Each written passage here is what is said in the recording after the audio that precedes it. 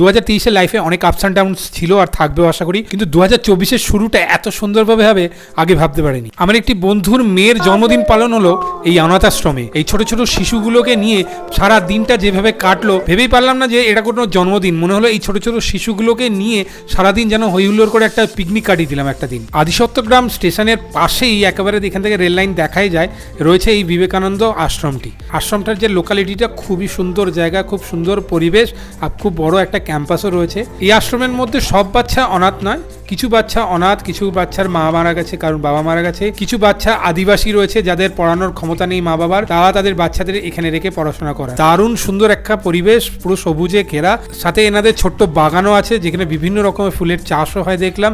সামনে একটা গ্রাউন্ড আছে যেখানে বাচ্চারা প্রতিদিন খেলাধুলা করে। সারাটা দিন হই হুল্লোড় করে এই বাচ্চাদের সঙ্গে সবাই মিলে খুব দিন একটা কাটালাম, ভালো বলতে পারেন। বছরের শুরুটা দারুণভাবে কাটেছে। আমার এই বন্ধুর এই উদ্যোগটাকে আমি সত্যি কুর্নিশ জানাই, আমার খুব ভালো লাগলো আর আমি খুব ইন্সপায়ার্ডও হলাম। ইন ফিউচারে যদি আমারও এরকম কোনো অবকাশ হয়, আমি ভাবছি এরকম জায়গাতেই আমি আমার মেয়ের 5 বছরের জন্মদিনটা পালন করব। আর আগামী দিনে তোমাদের কাছেও যদি এরকম কোনো সুযোগ আসে তাহলে আমি বলবো এদের জন্য কিছু করো। দেখবে বাড়িতে বিশাল আয়োজন করেছো কিন্তু প্রচুর লোক খাওয়াছো, সেই স্যাটিসফ্যাকশনটা পাবে না যত না তুমি এইখানে গিয়ে এদের খাইয়ে বা এদের সঙ্গে থেকে সারাটা দিন সেই স্যাটিসফ্যাকশনটা পাবে। খুব ভালো লাগবে দেখবে। আমার কথাগুলো যদি কোনো কিছু খারাপ লেগে থাকে তাহলে আমি খুব ক্ষমা চেয়ে নিচ্ছি, বাট এটা আমার মন থেকে আমি বলছি, আমি মন থেকে ইন্সপায়ার্ড হয়েছি বন্ধুর এই সুন্দর প্রোগ্রামে। আমি সত্যি কথা বলছি, খুব ভালো লেগেছে আমার।